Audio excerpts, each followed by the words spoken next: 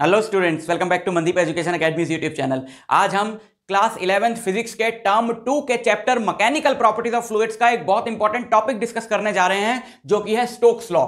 Stokes law क्या होता है बच्चों? जैसे यहां पर एक विस्कस मीडियम है। विस्कस मीडियम क्या होता है? विस्कस मीडियम वो होता है जिसमें विस्कोसिटी हो। Viscosity is the internal friction of the fluid. जब एक बॉडी इस मीडियम से पास होगी तो यह मीडियम अपने इंटरनल फ्रिक्शन की वजह से उस बॉडी के मोशन को अपोज करेगा। That opposing force is given by Stokes law. ऐसा होता क्यों है? जैसे इस मीडियम से एक बॉडी पास कर रही है, ये विद वेलोसिटी v, ये चलती हुई जा रही है, ठीक है। अब क्या होगा? जब ये मीडियम से पास होगी तो इसकी जो सराउंडिंग लेयर्स हैं मीडियम की, इसके आसपास की जो लेयर्स हैं, ये उनको अपने साथ ड्रैग करती हुई लेकर जाएगी, और जो थोड़ी दूर लेयर्स हैं वो रेस्ट पे रहेंगी। इससे क्या होगा? मीडियम की जो लेयर्स हैं उनके बीच में एक रिलेटिव मोशन पैदा हो जाएगा। देखो ऐसे ये ड्रैग करती हुई लेके जा रही है पास वाली लेयर्स को, ठीक है, और दूर वाली लेयर्स रेस्ट पे हैं। तो मीडियम की लेयर्स के बीच में एक रिलेटिव मोशन पैदा हो जाएगा जो फ्रिक्शन को जन्म देगा। उस रिलेटिव मोशन की वजह से ही फ्रिक्शन होता है। तो एक फ्रिक्शनल फोर्स इस पे अपोजिट डायरेक्शन में लगती है, जिसको बोला जाता है विस्कस ड्रैग या विस्कस फोर्स। उस विस्कस फोर्स का फॉर्मूला दिया जाता है स्टोक्स लॉ से। तो लॉ ये कहता है कि ये जो फोर्स है F, this force is directly proportional to eta. Eta is the coefficient of viscosity of the medium. Coefficient of viscosity of medium. ये जो मीडियम है इसका कोएफिशिएंट ऑफ विस्कोसिटी ईटा है, इसके डायरेक्टली प्रोपोर्शनल होगी फोर्स।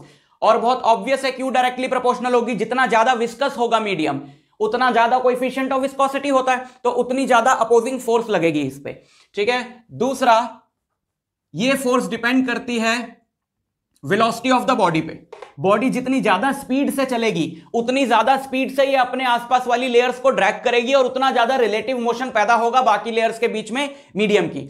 इसलिए वेलोसिटी पे डिपेंड करती है। इसीलिए क्या होता है कि जो ज्यादा वेलोसिटी से बॉडीज चलती हैं उन पे ज्यादा विस्कस फोर्स लगती है, इसलिए उनकी जो शेप है वो स्ट्रीमलाइन बनाई जाती है। ऐसी होती है ना, आगे से एरोप्लेन ले लो, मिसाइल ले लो, रॉकेट ले लो, जो हाई स्पीड से चलती है वो आगे से ऐसे पॉइंटेड होती हैं। इसको बोलते हैं स्ट्रीमलाइंड शेप। ये क्या करती है? हवा के फ्रिक्शन को ऐसे काटती हुई चलती है, ठीक है।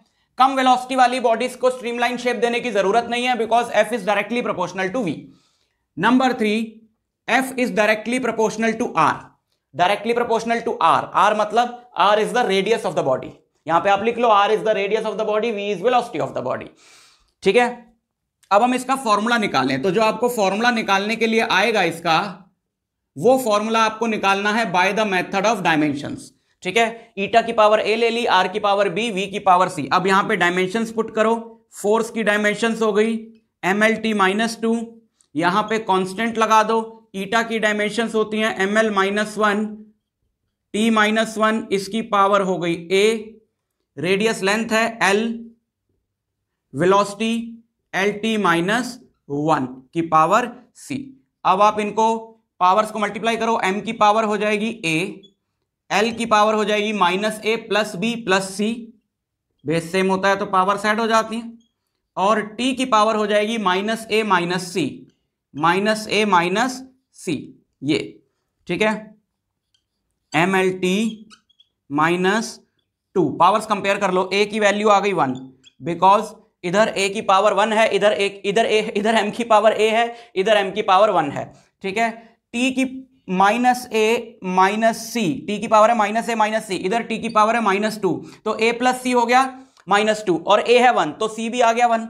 इससे हमको क्या मिलेगा कि c भी आ गया 1, a आ गया 1, c आ गया 1।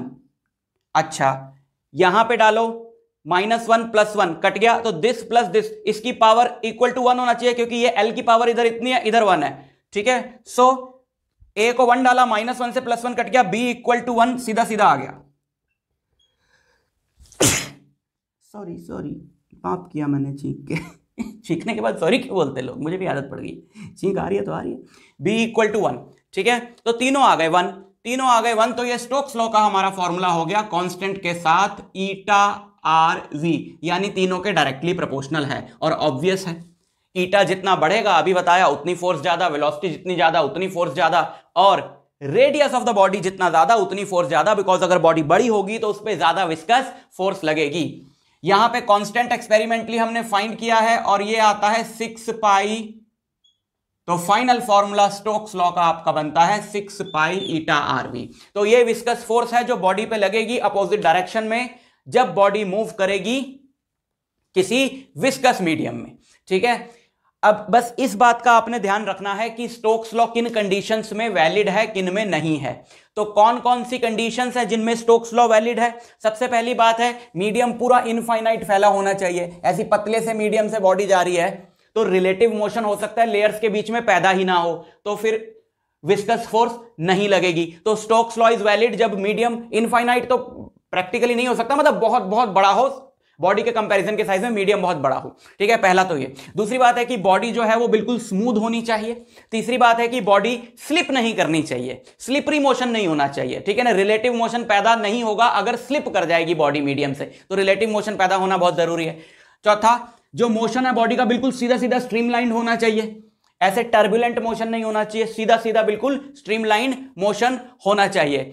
और पांचवा पॉइंट यह है कि बॉडी का जो साइज है वो मीडियम के जो मॉलिक्यूल्स हैं उनके बीच का जो डिस्टेंस है उससे बड़ा होना चाहिए, वरना बॉडी बीच में से निकल जाएगी, कोई रिलेटिव मोशन ही नहीं होगा। तो ये 5 पॉइंट आप याद रखना, रिपीट करके देख लो इस वीडियो को, ये 5 पॉइंट याद रखना। इन कंडीशंस में ही स्टोक्स लॉ वैलिड होता है, इसको प्रिपेयर कर लेना, बहुत इंपॉर्टेंट है। मैं आपसे मिलता हूं नेक्स्ट लेक्चर में अगले टॉपिक के साथ, तब तक के लिए ऑल द वेरी बेस्ट।